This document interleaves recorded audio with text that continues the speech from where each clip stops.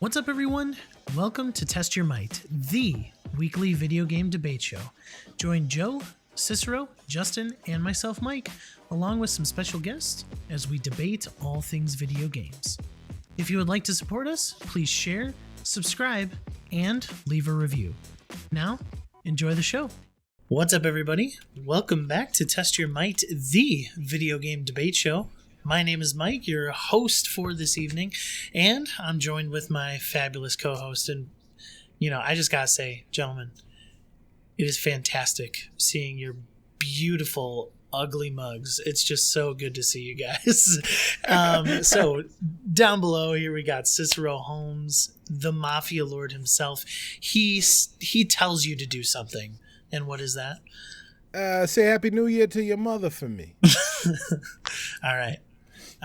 Do you see I switched it there? I didn't say it was a question. It wasn't a question. It wasn't. I actually did say hello to my mother for you, Cicero. Oh, well, thank you. She said, "Who's Cicero?" Yes. What's in Cicero? we used to live near there. And that voice you're hearing is none other than Justin. How you doing today? I'm doing fantastic, and I'm so glad to be back in the new year to get some more podcasting going and, to beat Cicero a few times. Yeah. I'm sure. Or not, but have fun doing it. Who knows? Well, thanks again for joining us for another episode of the only debate video game podcast out there. I'm telling you, it's the only one. Anyway, we got to a little bit of housekeeping. This is our first episode of 2022, both on the 90s first and the Test Your Might side.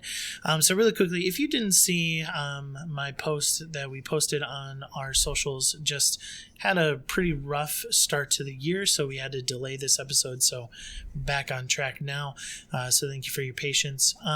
Another thing that haven't announced yet on socials, but we'll do so right now. We are closing the Patreon. We have just decided that we just don't have the time. Well, let me put it this way. Patreon is fueled by exclusive content. That's why people are driven there to go and support creators. And we just don't have the time for exclusive content. So that's why we're just getting rid of just something that was always a little thought in the back of our minds, but just never really was paid attention to. So closing out the Patreon, thank you so much to those people who have supported, Justin being one of those here on this podcast. So you guys were incredible throughout the times that we had that Patreon, and so maybe it will come back in the future, but for now we're just going to really work and focus on recording the podcast, making it the best podcast that we possibly can, having amazing guests, as well as maybe growing the YouTube channel. Who knows? We'll see how it goes. So thank you for your support in that. If you haven't, go check out our Matrix review that we did before the new year. That was a blast to record. Me and Justin recorded it, and we had a special guest show up just randomly at the end of the show. So amazing. Matrix. Go check it out on our review. And then this week, Justin and I are coming back at you with the review of Matrix Resurrections. So we're looking forward to talking about that and seeing how that is. So should be later on this week. All right, gentlemen. Cicero's giving a shake. We got to review it anyway because it's part of our life, So, how many times did you watch it, Cicero? Just once? I've only watched it once. Okay. To be All fair. right. To be fair. Okay. We'll leave it at that. I don't want to give anything away. We got it coming. Next week we'll discuss it. Next week. There we go. All right, so let's get on with the question of the week. We are continuing our series from last year, the favorite game by a specific developer and publisher, and/or publisher, sorry. And today we're discussing Bandai Namco. I know a lot of us here aren't, huge JRPG fans, stuff like that, which they do have a lot, but they have some good games that I think some of us have played. So, Cicero, I'm going to go your way first. What's your favorite Bandai Namco game? Don't steal it. Oh man, so this one is tough. This one is very, very tough because these guys have been around for a very, very long time. In fact, I mean, they came out with the one of the OGs, Pac-Man, right? Right. Yeah. So, my favorite Bandai Namco game, I'm gonna go Dragon Ball. Let's see, Dragon Ball Z Budokai Tenkaichi 3 On the Wii. For the Wii. Yeah, right. Man, the Budokai no, on the games. it must have been on the 360. Tell us why. Tell us why. The Budokai games are fun, man. Yeah, because like Dragon Ball was that was the series where like epic fights and all that other stuff, and to be able to actually realize that like the recreation of that in that game from a versus standpoint, where I could get my buddy in and we could do couch versus in this game, was fantastic. And the story was really cool, right? Like I felt like I was part of the cartoon. Dragon Ball Z, what was it? Tenkaichi, Budokai Tenkaichi 3. One of those. It's either Yes. Budokai or Tenkaichi. There was a lot of them. All right, Justin, your favorite Bandai Namco game? Cicero actually alluded to it. I'm going back to the OG 1980 Pac-Man. I played it on the 82 version, which was the Atari 2600 first. Right. And then I've played it in arcades ever since. Shout out to Mrs. Pac-Man, which was a Midway game. But the original Pac-Man is definitely the start, the root of Namco. And it's always going to hold a place in my heart. Well, there you go. You have the original Pac-Man. Cicero, I'm going to give a shout out to Dragon Ball Z Budokai 2. Budokai 2 was amazing. On the Wii? It. No, on the PlayStation 2. Stop it. No. But for me, I'm gonna choose Tekken 2. On the original PlayStation. Tekken was one of those fighting game series that just like, man, I just loved. I loved it so much. And yeah, I remember playing Tekken 2 so much against friends, just like tournaments and stuff, just having a blast, demolishing people because I was so good at the game. Yeah, Yoshimitsu was my dude. You know, character-wise, all I remember is a cheetah dude and Paul. Those are my two characters. Martial Law, baby. Yoshimitsu, man. Yoshimitsu. Martial Law, let's go. And then his son, Forest Law. Yeah, that's Bandai Namco. We don't play a lot of their games. Let's just be honest here, listeners. Yeah. I mean, well, you know what though? Didn't play a lot of their games, but the games that I did play, I played a lot of. Yeah. I love Tekken of the big major fighting game series. Tekken was always my favorite. Yeah. Because it was more grounded in reality than the other ones, and you didn't have to learn moves for fireballs. It was more about button combinations and that kind of stuff. Yeah, I really enjoyed Tekken. Yeah, the most recent Namco game I've played was, I don't know if you guys have tried it on the Switch, but it was Pac-Man 99, and that came out a while back for the service, for the Nintendo Online service, and it was like a mix between Pac-Man and a battle royale, which was really interesting, and it was fun. It was interesting. Honestly, the most recent one that I played was Dragon Ball Z Kakarot. The brand new retelling of the whole Dragon Ball Z story. So I didn't play through that whole thing. It was very cumbersome, very long. It was also during a time where I was streaming, and I didn't think it was that entertaining to play that game, but that was just me. But I'm not anyway, a Dragon Ball Z fan, so you didn't like good things. What? I said you didn't like good things. We know this. Oh, yeah. Sure. All right. It's time to head into what have you been playing? Justin, we'll start with you, man. what have you been playing? It's been a couple weeks. Definitely hint at whatever you got. Yeah, I'd like to give a shout out to Sean Rugg. I downloaded Inscription and beat it and enjoyed it, which was one of his mentions from the Mighties.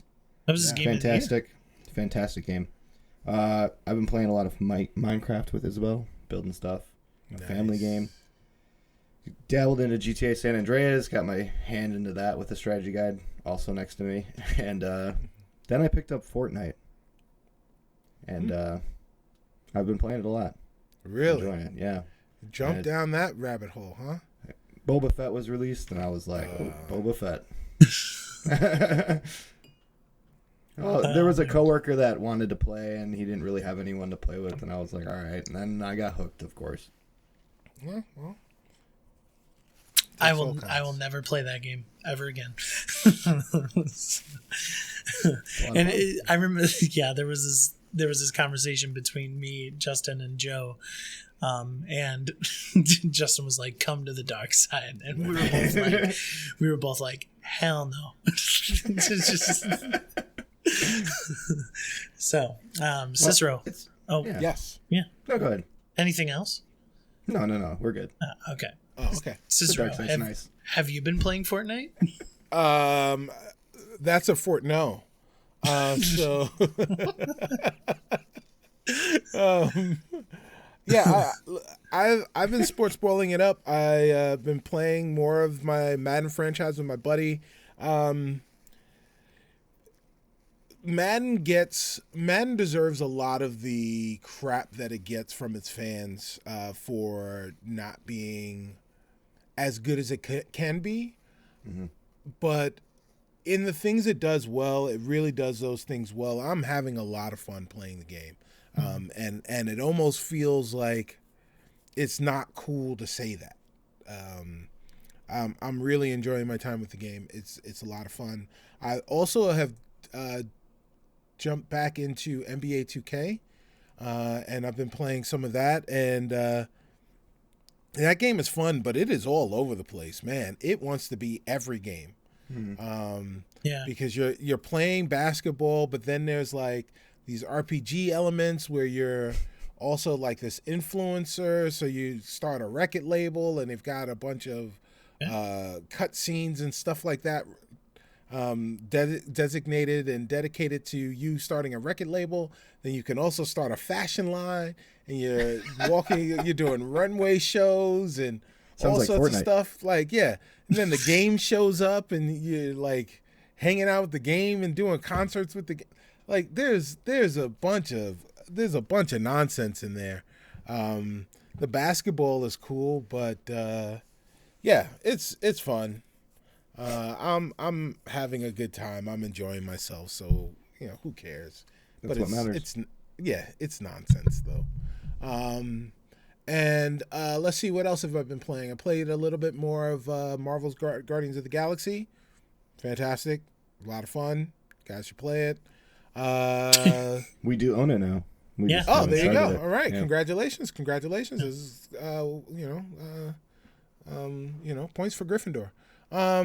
Let's see. What else was I playing? There was something else that I was playing that was new and exciting, but now I can't remember what it was.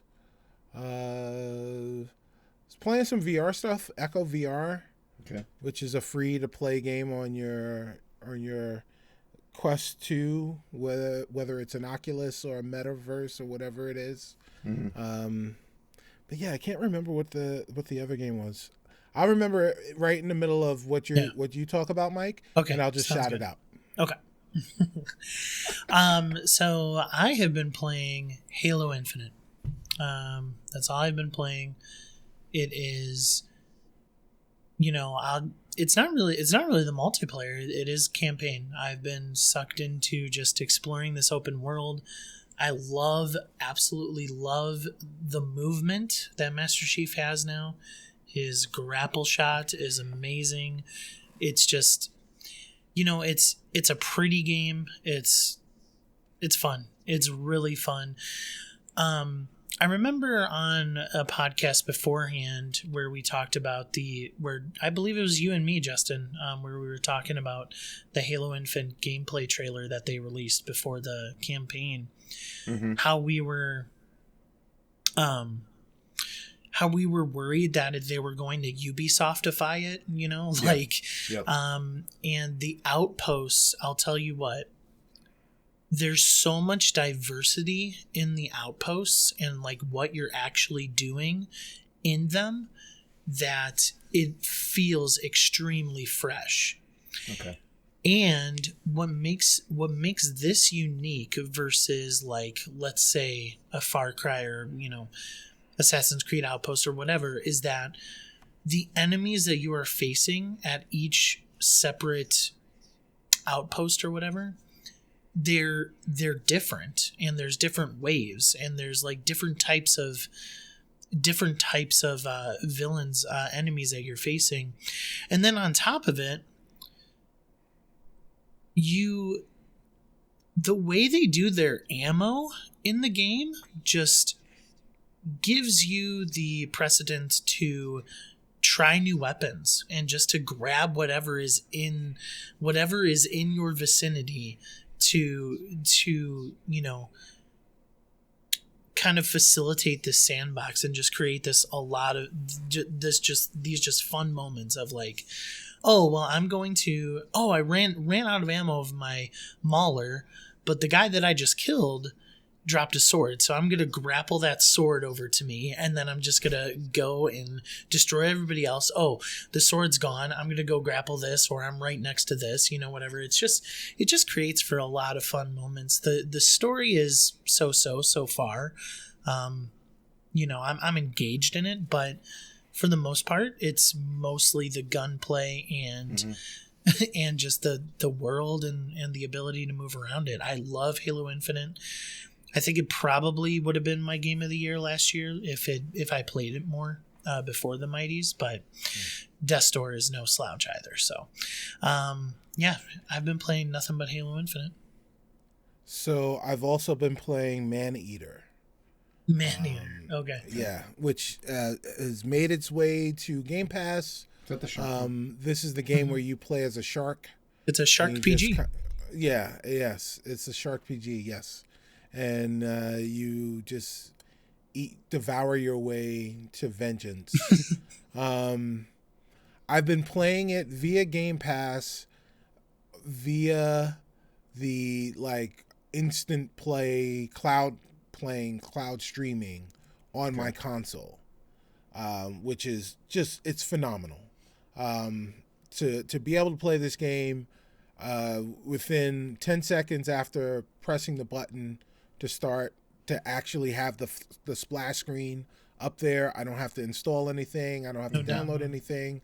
I can just play it and have little to no lag or latency issues.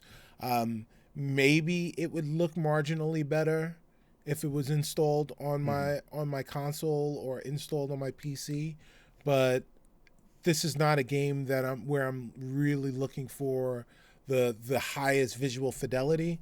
So ease of playing and convenience of being able to play trumps everything else. Yeah. And it's been a blast to be able to check that game out in these quick doses.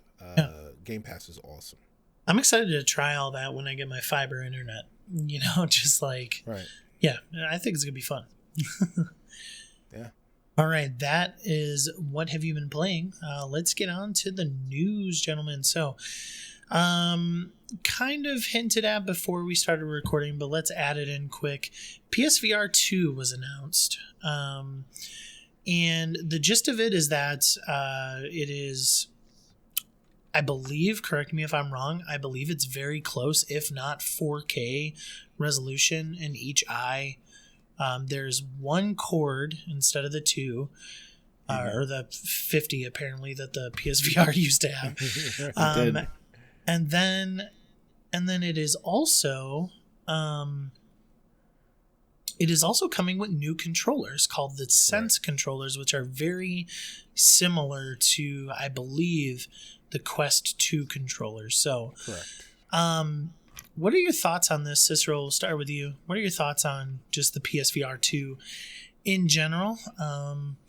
Are you gonna adopt it when you eventually get your PS5, or are you just a VR hater? Well, I mean, there's a lot of gray area, Mike, between those 2 points, those 2 data points. But I think even having said that, I think that once I do get a PS5, that I will get the PSVR 2 just because, as long as the price is not outrageous. I love VR. I've got a Quest headset here. I use it. I really enjoy it. I've got lighting set up for low light areas and stuff like that for VR. So yeah, I'm all about it. The announcement left me wanting a lot more. I mean, it left everybody wanting a lot more, but I was disappointed in what they presented, specifically because they brought it to CES, right? This is the Consumer Electronics Show. This is the show where everybody goes to see the new tech. And they don't go to hear about the new tech. They go there to see the new tech.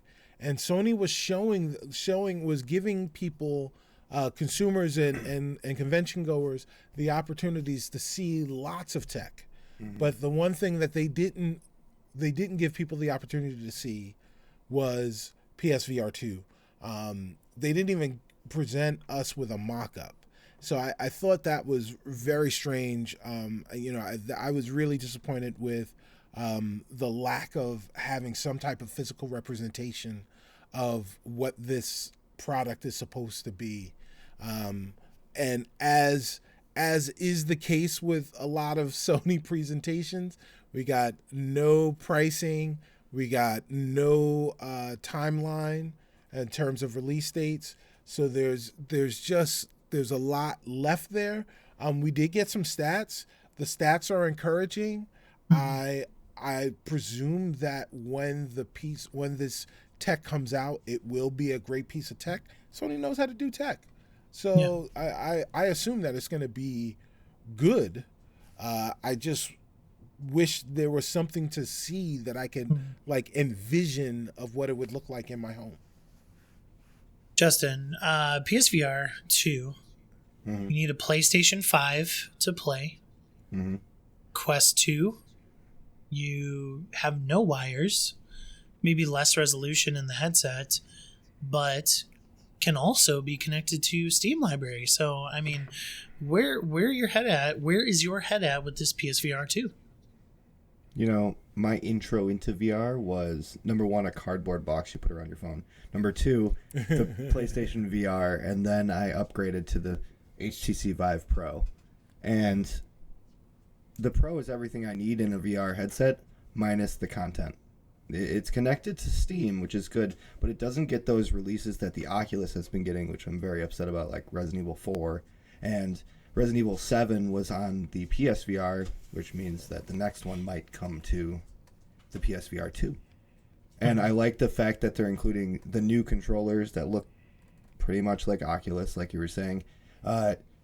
No price point, that's scary. But if I do, I'm planning on getting a PS5 when, it's not a myth and it's actually in stores. I'll have one. And then PSVR 2, maybe, if they implicate some good content for it that is exclusive, which I'm sure Sony's great at doing. Gran Turismo. I hooked you exclusives. It's ridiculous. I know one of your first experiences was with the VR at my place, and you get extremely motion sick with it. Yeah. Me, on the other hand, I'm fine with VR. I can sit at it for hours, but a lot of people do get motion sick, and that's why it's kind of a niche right now. And with Facebook and Meta and Oculus doing all these huge moves in the right direction, Sony's right behind. That's fine with me. It was about time they announced it, and I'm sure it'll be expensive, just like the PS5, and just as hard to get. Yeah, I mean, I think it has such a huge barrier to entry, in my opinion. Like $500 for the PlayStation 5 or $400 for the digital, and then probably $250 to $300 on top of it. Well, $300, $299 was the other one, yeah. Yeah, well, and then Quest 2 is $300, correct? Yeah. So I mean, there's no way that PlayStation VR is with the specs that it has with the PSVR 2. There's no way that it's less than 300, right? I don't know. I'd probably guess 4. I would sincerely hope not. I think. I mean. They're just going to create another barrier of entry to that, just because of how much it's going to cost. Like, yeah, I already know that I'm not going to get it, and just to me, like, I might get a PS5 in the future, but like, maybe. Just with me also getting motion sickness, but also just, I mean. Quest 2 is probably going to get a price, reduction, in the future. And maybe I go with that because it's wireless. Well, there's a new Quest coming out, a better version.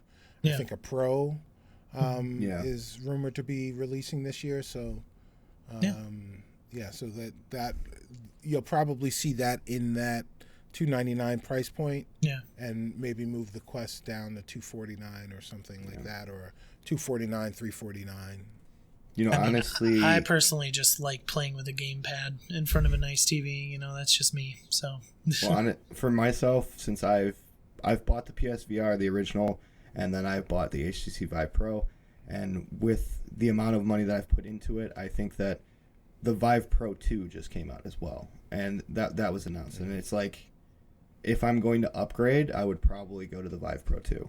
It's better. It's better resolution. It's got the same frame rate and refresh rate. It's a bigger degree of look. I don't know. With everything I have right now, and the towers and the boxes and setup and everything, I wouldn't want to have to screw in more boxes into the wall. You know what I mean? Sure. So, I think that the PSVR 2 is going to have some extremely good exclusive content that are definitely going to, create a user rate that's pretty high. But the PSVR was only, I heard stats the other day, the PSVR was only 5 million units sold compared to 116 million PS4s. So not a lot of people adopted it, but we'll see where the PSVR 2 comes.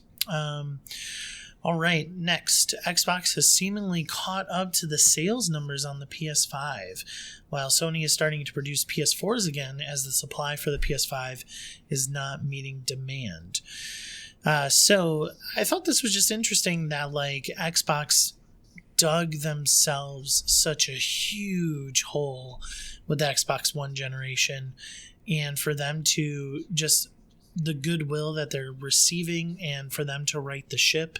They're still about 1.5 million behind the PS5, but this gap being that small was not necessarily expected this early in this new generation. So Cicero, what are your thoughts on that?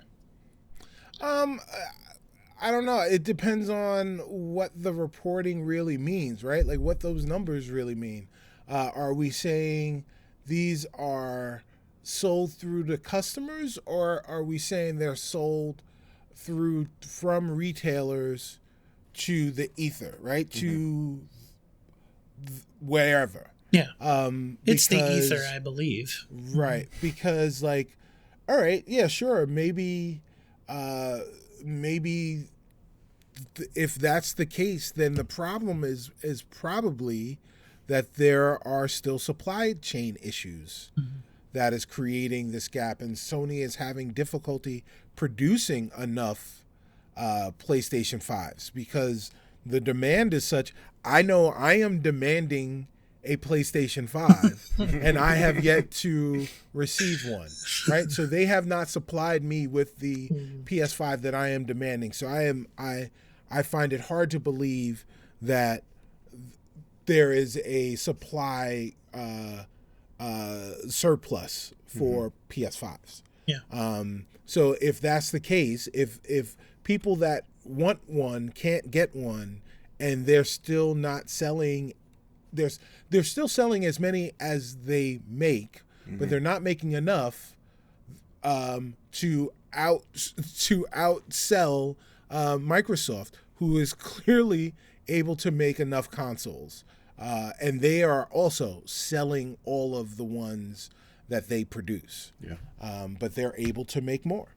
And that's where that gap is coming from. It isn't coming from the classic console war, right? It's not that the gamers have spoken and they realize that they thought Sony was great, and now they realize that Xbox is really the better one, and that is why it's being eclipsed. That's not what it is. It's the world is kind of bonkers right now. And everything is upside down, and we're all just kind of dealing with it all. I think there's a little bit of that though. Like I don't think you're putting as much credit into Xbox and just their marketing and just what they have been doing for the console to bring people over. Like I can't guarantee this, obviously. I have no evidence of this, but right. I think it's safe to say that a lot of PlayStation 5 owners at least own a Series S, or at the very least maybe got a last-gen Xbox console to like be their Game Pass machine. So, I mean, I just think that, like, I think there's a little bit more concrete evidence of, like, Xbox, like, actually being the reason and the policies that they're doing to get these sales numbers up. But all in all, I agree with your statement that it's like not some like console war stuff. And like if anything, if we're gonna go into the console war stuff, whatever, PlayStation 5 is still way more in demand than Xbox. Like you can find a Series S at Walmart, like right. On the shelves. Like I know it's the Series S and it's not as high demand as the Series X. And you still can't. But it is a next-gen console. But it is a next-gen console, technically. But also the Series S was a good move because obviously PlayStation 100%. Is now going to produce PS4s again because they need to, because they can't create as much PS5s meeting demand. Sorry, Justin, you go. Well, in my view, I haven't seen the sales numbers released from PlayStation over the holiday season yet, but I can't see that surpassing this gap. I feel like the fact that they have to backpedal to the PS4 is kind of worrisome, in a sense that they can't make the current generation console, and Xbox is, like you said, they're able to meet a lot more of the demand, even if it is just a Series S. That's still a next-gen console, like Cicero stated. And I feel to be clear, PS5 is still in the lead. They're at like 13.5. Versus 12. Yeah, and the demand is still there for both consoles. You know, a lot of people want the Series X, and Xbox is just able to fulfill those demands quicker, and then continue to have demands. And Sony is going back. I don't understand why they're going back to PS4. Are they planning on releasing these next-gen games on their backwards compatible on the PS4, or are they just like they're going to be releasing Ragnarok? I mean, their three big releases this year are all PS4s.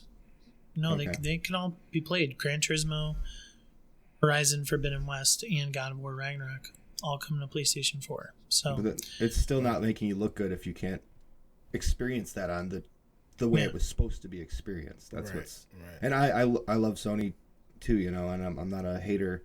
And I'm going to be getting a PlayStation 5 when my demand is met, like Cicero. And it's just like, I want to experience those games on the best quality machine I can. 100%. I don't want to, I have a PS4. I don't want to buy a game for the PS4 when I could play it in some better.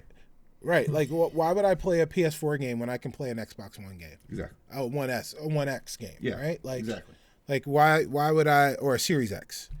These stupid, that naming convention. like you know, first spoken. First spoken, exactly. But that's happening in my house, right? It's happening in my body right now. There are games.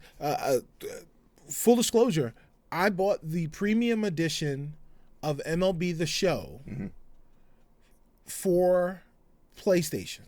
Okay, PS4. Because it gave me the PS4 version and the PS5 version, assuming that before the next iteration of that game released, I would have a PS5 to play it on. But I may not. You might just have to download those rosters. Right. I actually may not. But like, I can play that game on my PS4. But why? Right? Like, why? Because that's last gen. I've got next gen sitting right next to last gen. In fact, why would I play last gen on the PS4 when I've got next gen on my Xbox for that game specifically? But like, I just won't go back to that old console because I've invested all of this time, energy, and money into being in the next console, in the next generation. Exactly. And and Sony, like, I've got the money to spend. When Sony says, hey, come take one, like they did, they invited me to come and get one in I'm sorry in about their invitation only I don't know, storeroom email reward program. Yeah, PS5 purchase reward thing. They invited me to come and buy one. And then by the time I got there, an hour after they said to be there, and after waiting an hour in line, there were no more consoles left. And they let you wait. And they let me wait. Yeah, definitely. Because, they wanted to give me the opportunity to buy, like, a skin for a console I didn't own, or controllers for a console I didn't own, and wasn't going to be able to buy in that particular event.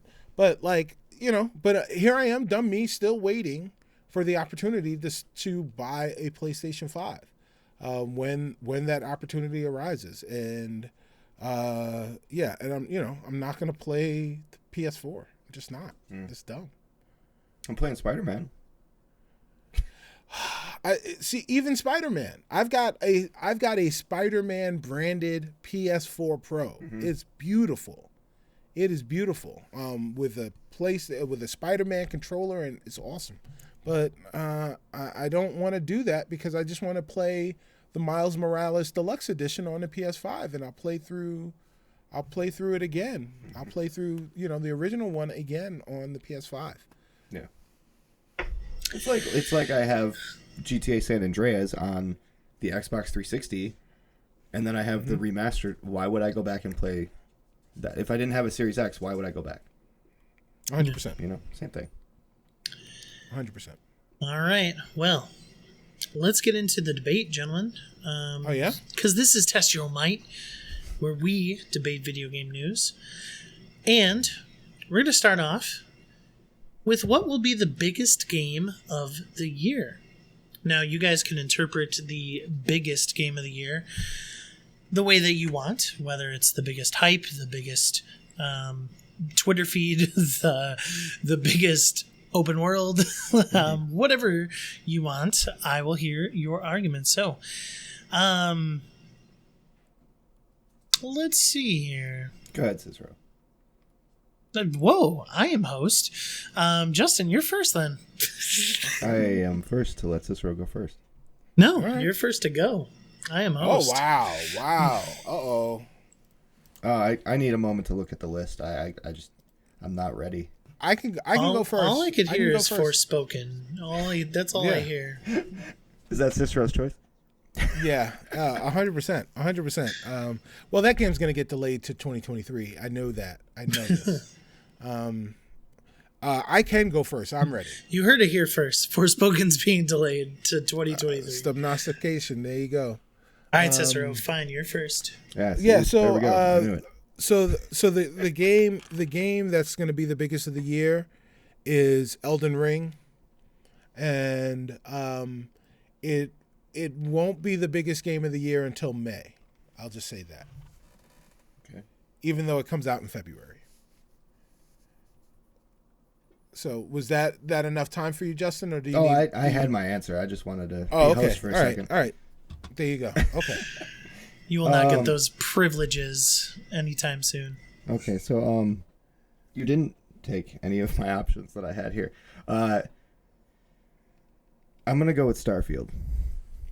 I think that when it comes to Bethesda, there are always bugs, but they meet their deadline, and the game is polished enough that it is going to reach the fan base properly. Elden Ring is going to be very huge, and I agree with you. But I think that the fan base for Bethesda is a little bit big, more broad than the niche of a very difficult game for a lot of people that do play Dark Souls. Cicero, rebuttal. So Elden Ring is going to be a hot game in May once they fix all the bugs, right? Mm-hmm.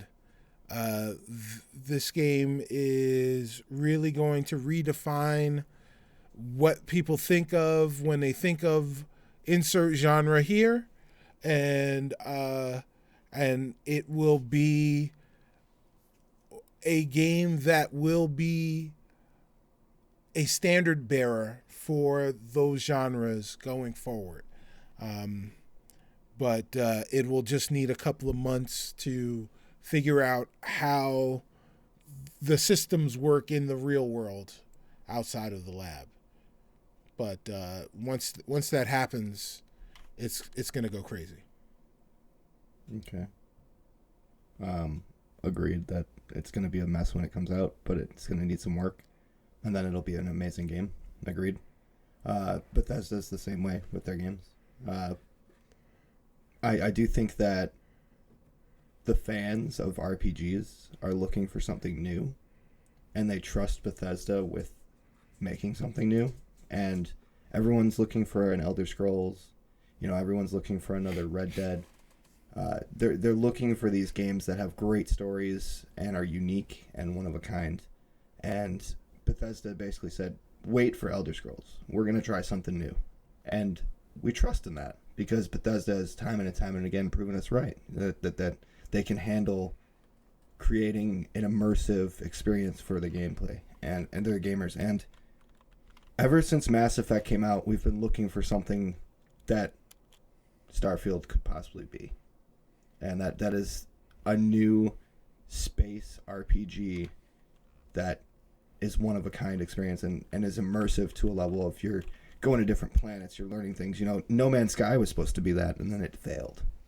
And Bethesda is the hands that could create that. And I feel like that's why it's going to be the biggest. And it might not meet the deadline because Bethesda games are long, and the Game Awards are kind of, they have to meet a deadline just like Halo did. But I feel like for the fans, it's going to be the biggest release of the year, the biggest game of the year.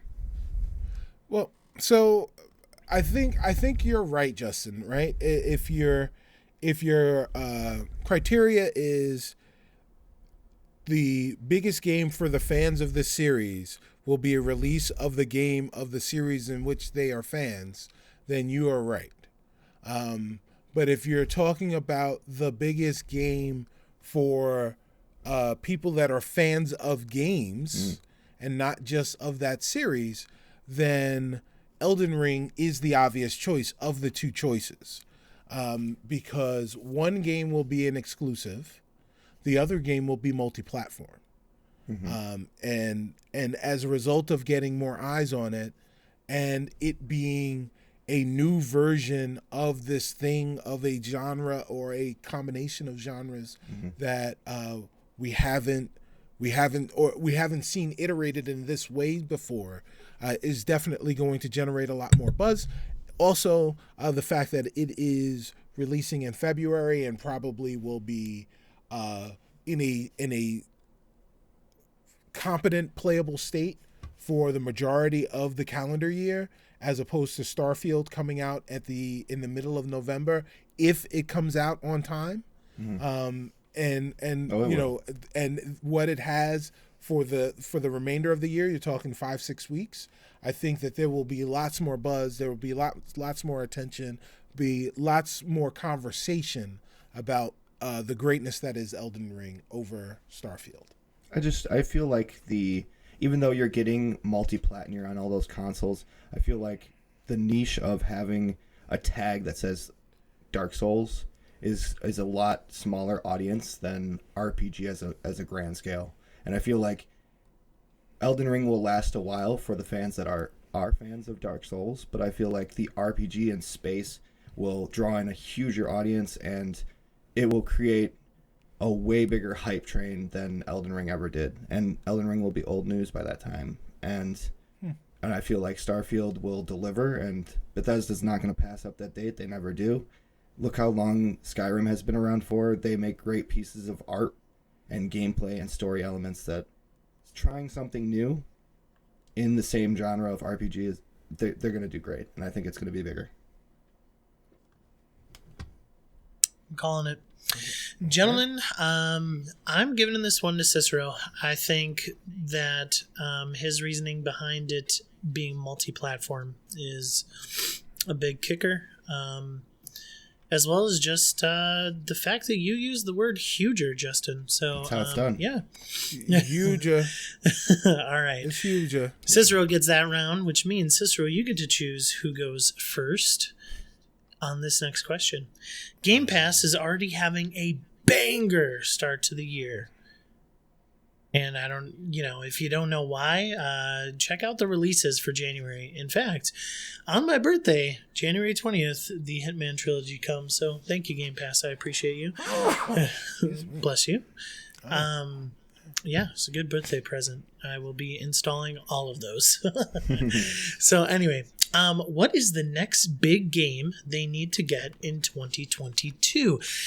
I don't mean like just February or whatever. The grand scheme of this year, which one do you think they need to get into their service? Cicero, you could choose first or second. I'm going to choose second. Justin, you go ahead and go first this time. Okay. I am going to choose Dying Light 2. Okay, so he did go February. Right. All right. Why Dying Light 2? Oh, you want me to? Okay. Yeah. With the way that Game Pass works, they want to draw in audiences, and they want, you're playing this game? I need to play that game. How do I play that game? Join Game Pass. And a multiplayer game that is co-op with, yes, a lot of hours, but that means a lot of time you can spend with friends in Game Pass, which will last more months of Game Pass. And I feel like that, as a big title release, is what they need. That February is going to be a little bit of a slower time for releases for Game Pass. They're not going to have a lot of stuff that's huge or huger. And I feel like a co-op game experience would be best, because that's what works best with Game Pass. We've got Outriders, we've got Forza. They want to bring in more audience. They want people to play together, and they want it to enjoy the experience. And I feel like Dying Light 2 is the perfect candidate for that. Cicero. So Justin's right. Justin is right when he says that some of the best Game Pass games are games where you get to have multiplayer experiences. Last year I talked about, and in our Mighties, I talked about just how great Back 4 Blood, that game that I can't think of the name of right now. The Ascent. Outriders, exactly. Thank you very much, Mike. You're welcome. You saw it on my face. So, Nobody got time for that. That was a great game. Think about games like Destiny, when you sit and you play with your friends, and being able to play those games in your subscription service is great. That's why I think Gotham Knights should be the game that Game Pass should add to its service. Okay. Because Gotham Knights is a game that you can play solo or you can play with your friends. And and wind up in an open world license for Batman. Duh. Big games, big titles, big licenses, something that they can hang their hat on. It's a tentpole thing. Boom. Okay. Cicero, you're right. You're right, Cicero. Those big titles like that are great. They are great for Game Pass. I thought you were gonna pick Elden Ring because that would have been huge. But you can't really defend that twice here. Right. That'd be huge. You could have. That would have been a great candidate, in my opinion. Probably better than Dying Light. But Dying Light 2, I think that since it's early and it's during one of their dead months, they don't have a lot planned. If they were to grab that and say, hey, guess what? Next month you get it. That's what they like to do. That's what Xbox likes to do. They like to surprise us. And to give us something so quick and say you can play with your friends, drop a subscription and you can play and co-op for 100 plus hours, which is kind of scary, but you can play as long as you want with your friends and there's content to go, and parkouring around a city and killing zombies. What's more to love? Back 4 Blood dropped and surprised us, and we loved that. Outriders dropped and did the same thing. MLB The Show did the same thing. Xbox loves to surprise us, and the quicker they do it, the more legendary it's going to be and the huger it's going to be. Yeah. Well, you're right. What is better than parkouring around the city and killing zombies? It's parkouring around the city and being Robin or Nightwing or Batgirl, or Red Hood. Like, that's pretty badass. You're right. I completely agree. Completely agree. Yeah. I can't. Yeah. So I can't fight it anymore. I mean, that game's gonna be. Are you throwing in the towel? No, I can't do that. It's a debate show. I'm not giving up. But I just feel like those. I want to be Robin. Come on, who doesn't want to be Robin? Right. Exactly. It's going to be a great game, and I know Mike's going to play it. And if it came to Game Pass, that's $60 Mike doesn't have to spend. Right. And he's going to love it just like the other Batmans. But 40 hours of gameplay, co-op, in one little city. Sure, I love it. Yeah, that's huge. That's enough. That is going to turn the tide for Game Pass. Yeah. I have nothing more to say. I have nothing more to say. Dying Light 2 is awesome. You said everything. Right. Perfect. The Dying Light 2 is going to be awesome. But getting Gotham Knight on Game Pass Day 1 is kind of a game changer. Day 2. We'll probably get Gotham. Day 2. Yeah. Justin, I'm so sorry. I gotta go Cicero again. What? I do it's not even because I'm a huge Batman fan or even that universe fan. I just think it will be a bigger get, just overall. Plus, I guess in my mind, Dying Light 2. Gotham Knights is just more of a surprise get as well. I feel like Dying Light 2 has kind of been rumored and I don't know. It just feels Dying Light 2 feels more of a sure bet. So that's why I think Gotham Knights would be more of a banger. So in regards to the question, it said the next big game. So you're considering Dying Light's not a big game. No, I mean it's nothing else that comes before that. It's a huger game. It's got 500 plus hours of content. No, we'll see where you get in the next argument here. So,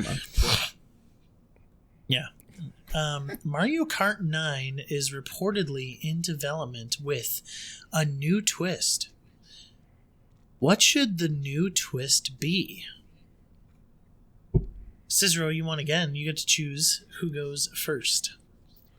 I will give this to Justin because I know he's going to come up with something awesome. I thought about this for a while, and I had 2 different options, and I thought, what would be the best and the most surprising twist? And I went back to what I used to love about Mario Kart, and one of my favorite Mario Karts, which was Double Dash for the GameCube.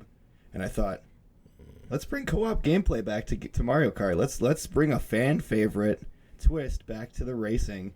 Switches, most Switch owners have more than one in the household with lights out now, and I feel like co-oping racing coming back to Mario Kart, or at least a mode, that you can go single player, sure, but you also have the Double Dash feature added, would make fans go crazy. I gotta go ahead, Cicero. Yeah, well, that's actually pretty good. It is maybe better than my idea of them doing top down and three-dimensional racing at the same time.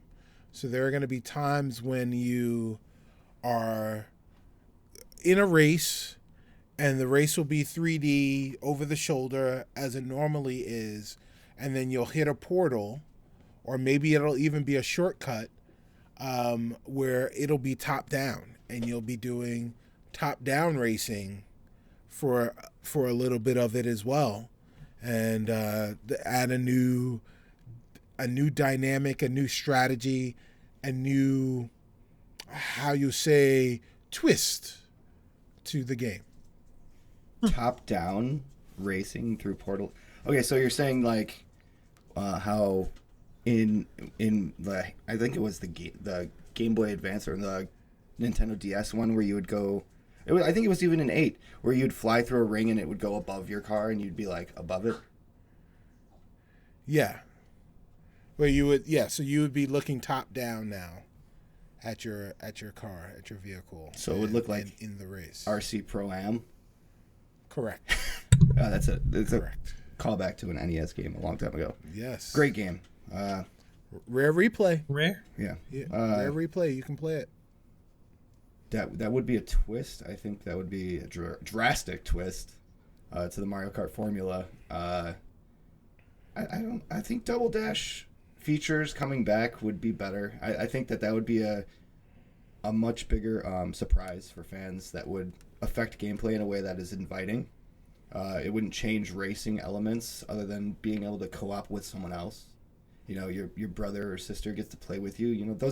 That is my favorite. One of my favorite Mario Karts of all time is Double Dash, because it was so unique. Add a new twist to the Double Dash formula. What's new about it? So I thought of a new mode, which was a battle-like mode that would be included. It would be a mix between Burnout and Mario Kart. So you would be racing in this mode, and you could also it would count destruction. So you'd have balloons, but you'd be racing with balloons. So that way, when you were to shoot them, they'd eventually be taken out, and they'd have to respawn or whatever, like Burnout used to do. And it would count your takedowns, which was kind of cool. Okay, Cicero, more. More about the top-down racing. So So this will be. So you're going to have new power-ups, or slightly different power-ups for the top-down segments.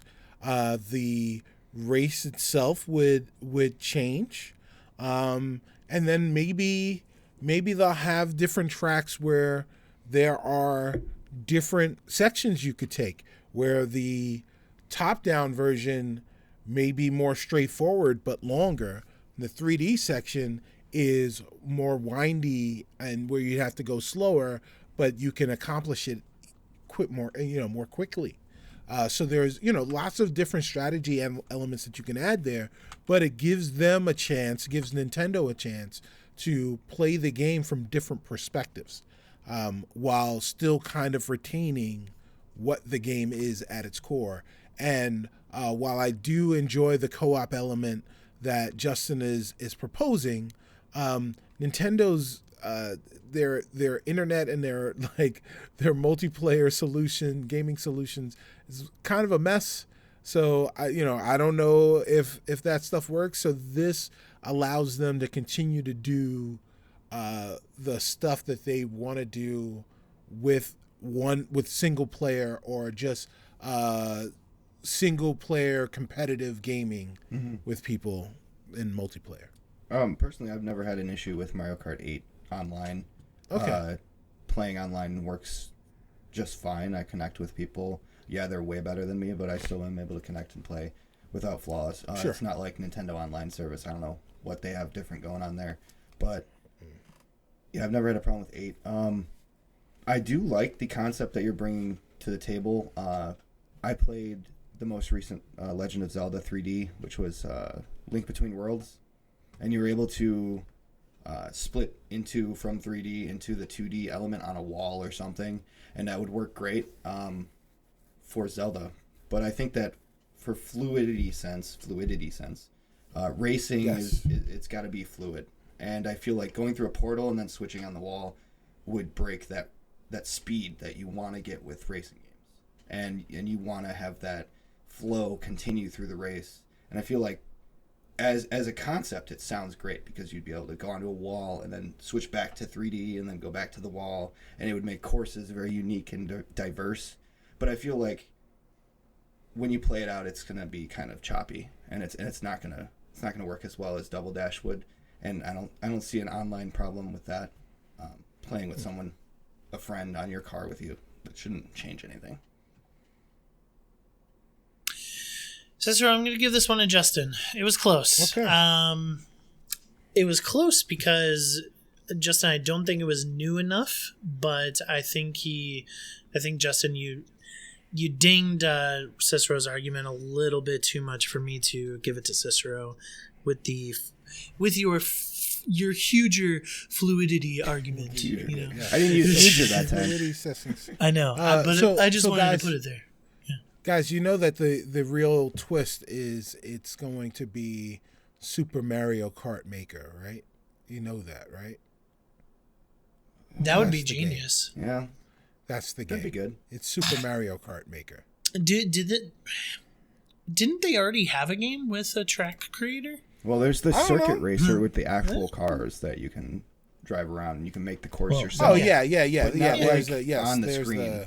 But it would have to go back to the 2D element days, not the 3D element days that we have now with Mario Kart.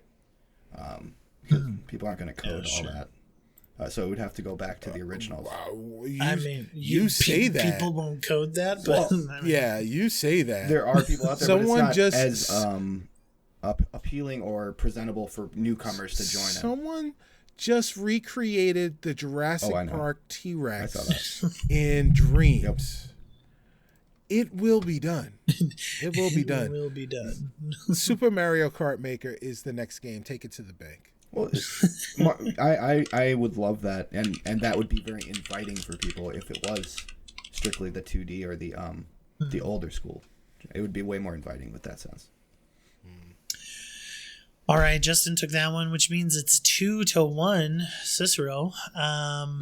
Okay, so ladies and gentlemen, we're bringing it back. We are doing a buying challenge.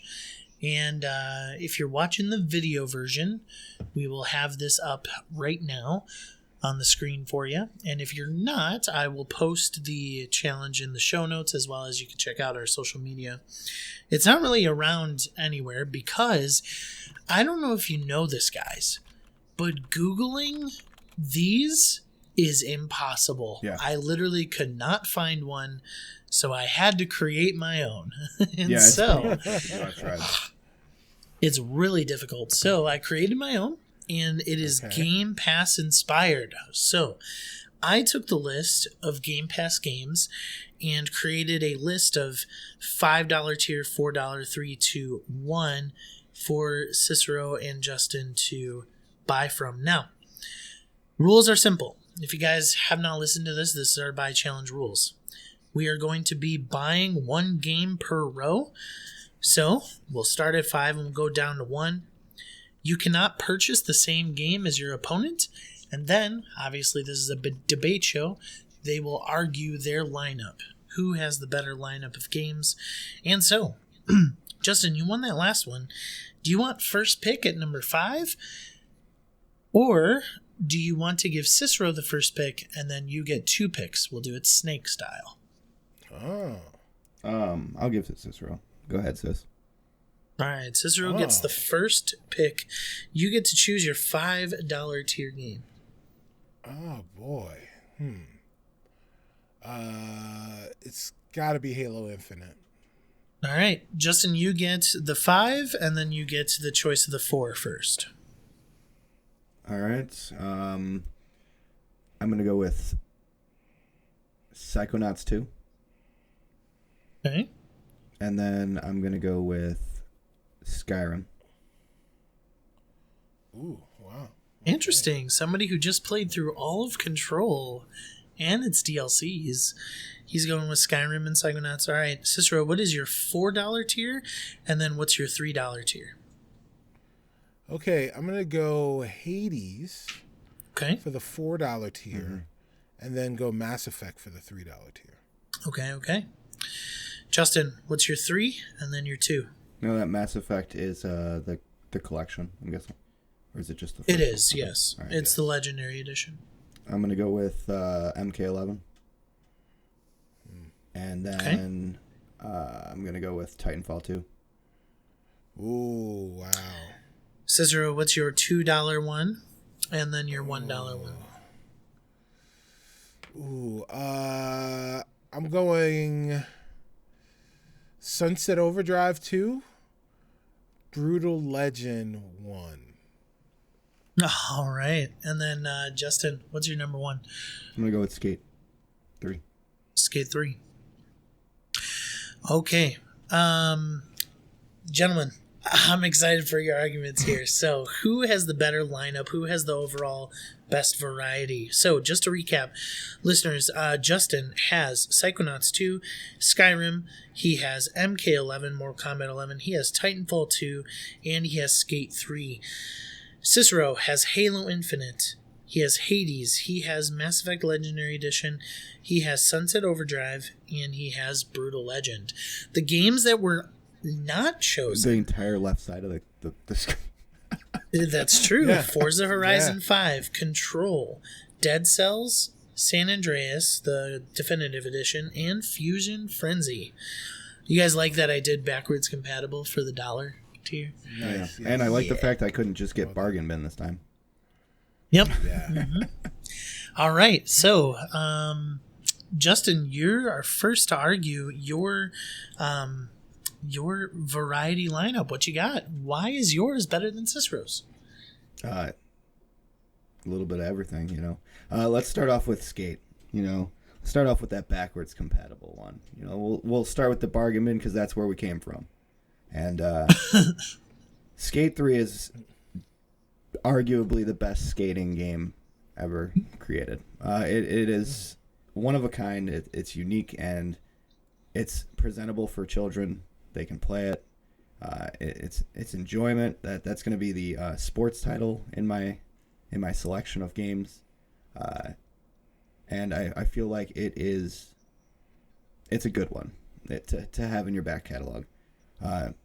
You want me to continue or Yeah. All right, It's just go through. argument. So then we're going to jump right into the multiplayer.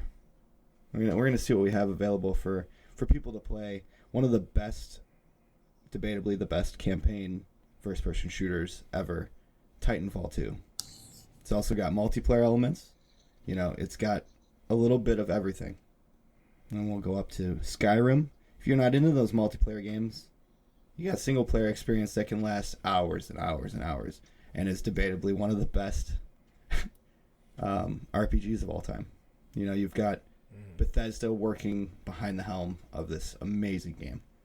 We've got another kids game here, or kid presentable game, something kids can play as Psychonauts 2 comes in. One of the biggest game releases from Xbox Studios of last year. Didn't get a lot of love in the awards, but great story from what I've heard. It's funny and it's child friendly, so you're able to play another game for the masses. It's not just for adults. And then of course we're gonna finish it with Mortal Kombat, because we're in Test Your Might here, and that's how we finish people.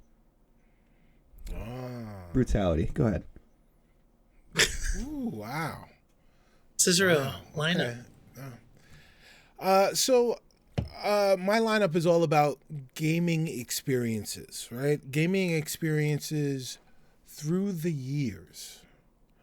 And so we're going to start in the 360 era with Brutal Legend. Brutal Legend, highly underrated. A lot of people never played it. But an incredible game, great narrative, spectacular story, a game that you should have played even though you haven't played it. We're going to then move on to Sunset Overdrive, another fantastic game from the Xbox One era that most people never played but should have played it. An incredible game that led to Marvel's Spider-Man, Insomniac's Marvel Spider-Man, and Miles Morales. The DNA is right there. You get to play the precursor, bright and bubbly and crazy and irreverent, spectacular game, and you need to play it. Then at $3, you get the greatest value of all time because it is one of the greatest games, one of the greatest franchises of all time in the Mass Effect Collector's Edition. This is it. This is what games are all about. And you get it right here at $3. And then at $4, you get a roguelike that kind of redefines what roguelikes are like in Hades. You play through the game, you get to the end, and when you get to the end, you realize the end is just the beginning, and you just want to keep playing, keep going through. And the great thing about Hades is once you figure it out, you can finish a session in like 30 minutes.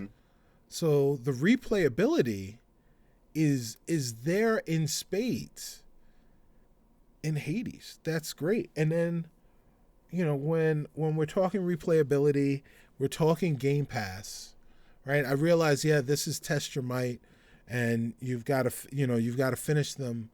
But what we need to do is we need to finish this fight. And when you go to finish those fights, you call on John 117 Master Chief. This is Game Pass. This is Xbox. And none of this is possible without the main man Spartan number 117. Halo. And the newest game is Halo Infinite. What would have been Mike's game of the year had he had a chance to play it earlier than he did. And that multiplayer just doesn't quit. It really just doesn't get any better than that. You've got $15 worth of incredible experiences that you may not have experienced up until this point. Rebuttal, Justin. If we were to take this list and we were to chop it almost directly in half, and we look at $3, $2, and $1, the games on my selection, people are still playing to this day. People don't go back and play Brutal Legend. I played through it all the way. I played through Sunset. I've played these games, but I'm not going back and playing them. Skate 3 is the closest Tony Hawk game that we have, and people are still playing it because it's still good. Titanfall 2, same thing. You can almost say, it is the rival of Halo Infinite on the Xbox right now. Because of the campaign being excellent and also the multiplayer being excellent. And that's a $2 game standing up to your $5. Infinite, it started it all with Xbox, but Psychonauts 2 also is from Xbox, and that's on mine. So you've got the two multiplayer games here being those Titanfall 2 and Halo Infinite, and both of them are still being played to this day. You have Hades as replayability. For 2 years now, a year and a half, 2 years, people have been playing Hades. Skyrim is 10 years. It's still going, and they're still releasing it. Bethesda's still making money off of it. Mortal Kombat is one of the best fighting experiences you can get on the Xbox right now. Until Killer Instinct 2, Hopes and Dreams, comes out, we've got Mortal Kombat, and we've got the namesake of this show right there in Finish Him, and the amount of nostalgia that comes from Mortal Kombat, even from myself, and I'm not a fighting game guy, is huge. And I love Mortal Kombat so much, and Mass Effect is also a great pick on that category, but you can't end this fight without Mortal Kombat being in there somewhere, because Mortal Kombat is the reason we have this debate show. It is the reason we do this, so we can finish these fights. Wow, he tried. He tried. And, he made a great point. Justin, you made a great point. Talked about Titanfall 2. Titanfall 2's single-player campaign is phenomenal. It is incredible. Arguably, the best single-player first-person shooter campaign of all time. But there were two components to that game. There was the single-player component and the multiplayer component. So while you said that people are still playing Titanfall 2, there are people that are playing the single-player campaign, and that's great. That's great. But the multiplayer campaign, no one's playing that. There's no market for that. But my multiplayer game, Halo Infinite, people are playing that. You can go into the servers right now. You can play Halo Infinite. You can enjoy that game to its fullest. And of the other titles that I have selected, you can enjoy them to their fullest, because they are single-player narrative experiences that you get to go ahead and live out those fantasies in open worlds, in strict narratives, and then also in epic RPG form, and then in a roguelike where you get to do many different things, what seems like the similar things, but just a little different every time. And then forever, because that's what infinite means. You're playing Halo, you right? So Justin, you talked about finishing these fights, right? You talked about the namesake. We wouldn't be here without Mortal Kombat, without Test Your Might, but we wouldn't be in this blind fight without Halo, because there would be no Game Pass without Halo. There would be no Xbox 360. There would be no Xbox One. There would be no Xbox One X or S. There would be no Xbox Series S or X without Halo.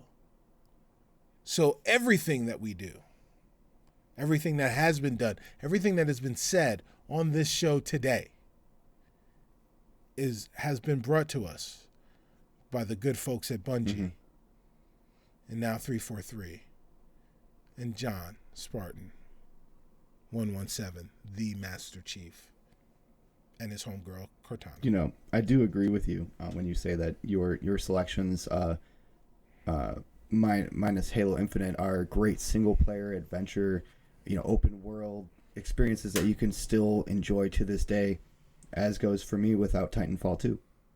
All these games are things you can play by yourself that are great story driven games, other than Skate, and that's meant to be a skating game. That's not an open world game, but you've got more variety in my pack. You've got these kids games. The only one that is really a kids game on your list is Sunset Overdrive, and we've got Psychonauts, and we've got Skate. Both of those are very easy for kids to pick up and play, and I feel like the variety in this package of $15 is worth it.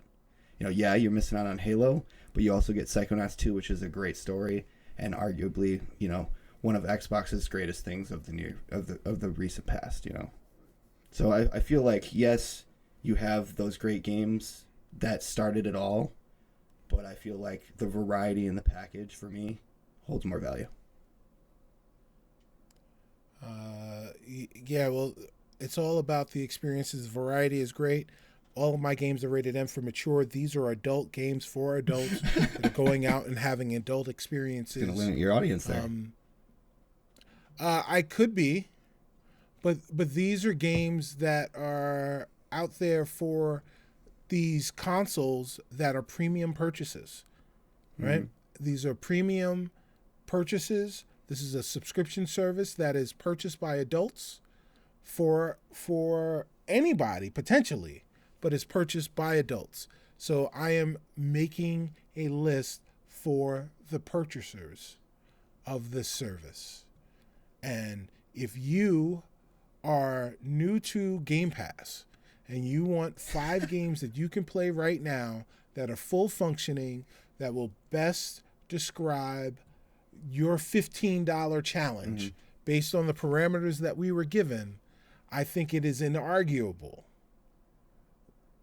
that I have presented them with the best experience of what narrative experiences could be in gaming via Game Pass. It has been done. So in a sense, you're saying Hades is better than Skyrim.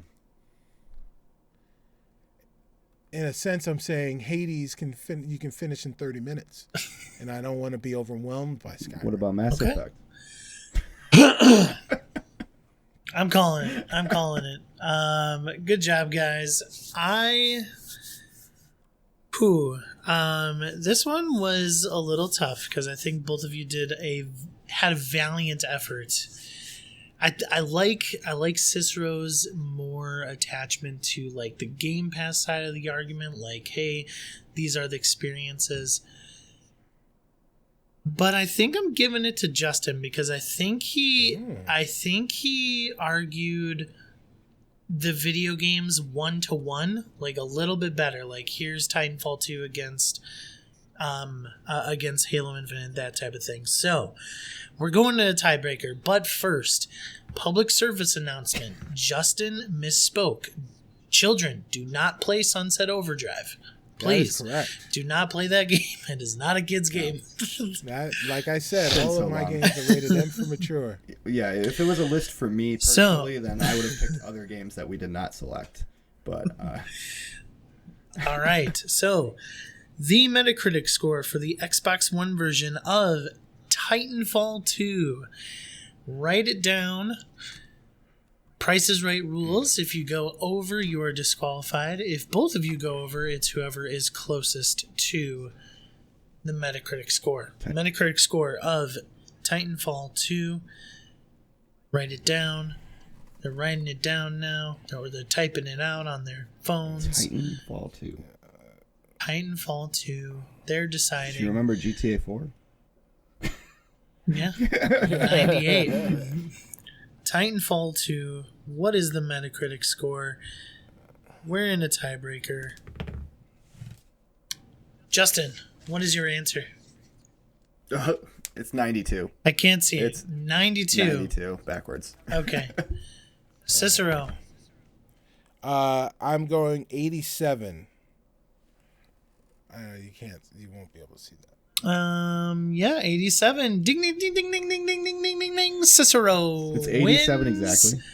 It is 87 exactly. Oh, yes, I get $100. PS5. Here it comes. Right. Let me know when my wallet is demanding a PS5, please.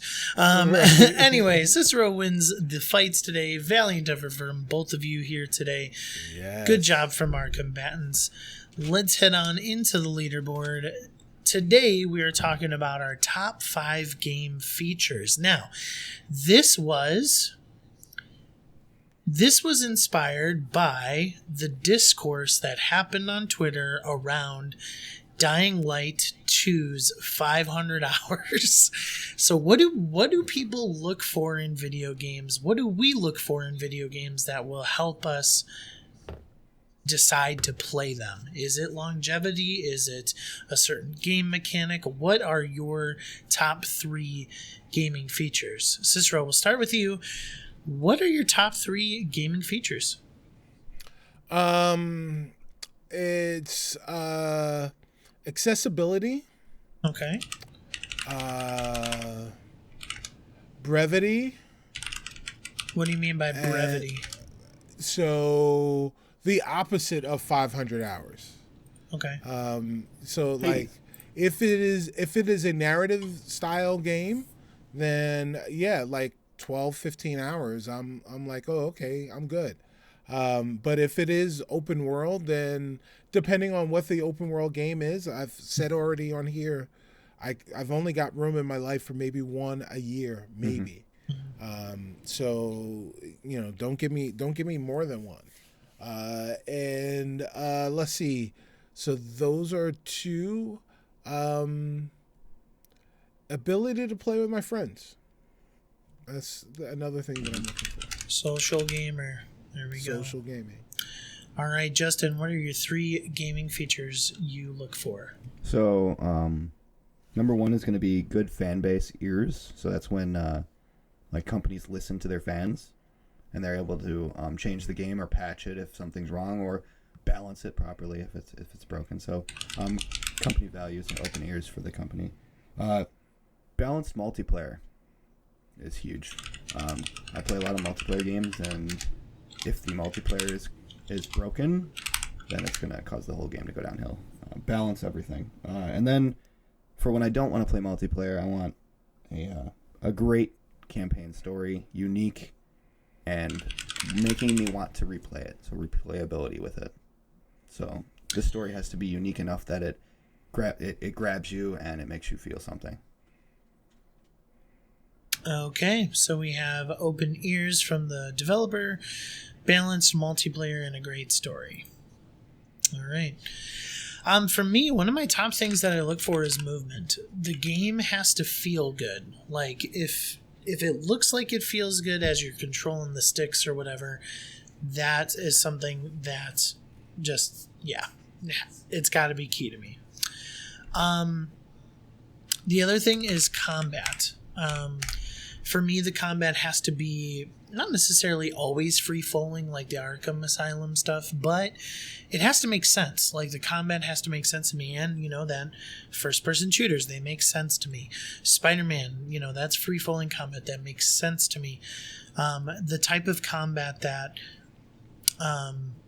works is really what helps me decide about a game, to play and stuff. And Cicero took brevity, and so I'm gonna be, if it's a campaign, let's be a little bit more specific. I think for me it needs to be between 15 to 25 hours. Like, for that's just where I'm at right now in my life. Like, so going back to the discourse of Dying Light 2, the campaign is 20 hours. Like, that's what they said. It takes 20 hours to beat the story. And so for me, that works. So obviously anything below that 15 hours works for me as well. But anything really above that 25 hours, it's going to take me a lot. It's going to take a lot for me to get, to get into it. So that's what I'm going with. Justin, or actually, we start with Cicero. Cicero, what's your must-have? Must-have accessibility. Right? There you go. Justin, what's your must-have? I'm going to go with balanced multiplayer. Balanced multiplayer. You just put balance, then it's campaign and multiplayer. It's the same thing, I don't know if I'd agree with balanced in a campaign. A lot of times in campaign, I want to be way overpowered. Like, I just want to have that power fantasy, Right, Yeah. right. So Just, get through it. Yeah. that's what's so fun about Halo Infinite for me, is that, like, Master Chief, I'm just doing anything I want. Those stupid grunts. Okay. For me, I think my must-have is 15 to 25 hours. Like, just... It's just got to be there. Like, I mean, Cicero, you're experiencing that with Guardians of the Galaxy right now, right? Like, it's a succinct story that you can complete within that time frame, and it's one of your favorites. It was your favorite last year, you know? Yep, it was my favorite last year. All right. And for that reason, well, amongst others, but yes. Yeah. Okay. What needs to be on here? Do you think great story needs to be on there? Like, oh yeah, you know, when it comes to replayability, like BioShock keeps pulling me back. God of War, you know, Halo. If its story is terrible, it's not going to pull you back. I want to go back and play Halo. You know, I just went through the Master Chief first half of the collection anyway, and enjoyed the story just as much as I did growing up, because it's all about those stories. If the story doesn't pull you in, then it's got nothing for campaign style, you know. So you think great story, Cicero, needs to be on there? Yeah. I agree. Great story for our number 4. And I'll say social. Especially nowadays, you don't get to see your friends as much as you'd like. This is the way that you get to hang out with your friends. Gaming's a great way to hang out with your friends and catch up and still feel connected. And, you know, being able to do that, experience good things, you know, new things with friends is some of the best experiences ever. That's why we all go to the movies together, right? Shared experiences. Can I maybe push back on that and like say something like movement or combat? Just like I feel like a game like really draws me in if it feels good. You know, like if the controls are tight, if it's actually fun to play. Like something could have a great story but not fun to play, you know. That's fair. So that's fair. I'll go with that. And we've got balanced multiplayer. I'm good with movement. Yeah. Movement is huge for me. Yeah, because if you don't feel it's the level of immersion, and that collabs with the story so well. Is if you don't feel like you're in that story, then you're not going to enjoy it. Yep. So we go with movement then? Yeah, I would go with movement. Yep. Okay. Then that's it. Listeners, our top 5 game features that must be in the game for us to play it. It's accessibility.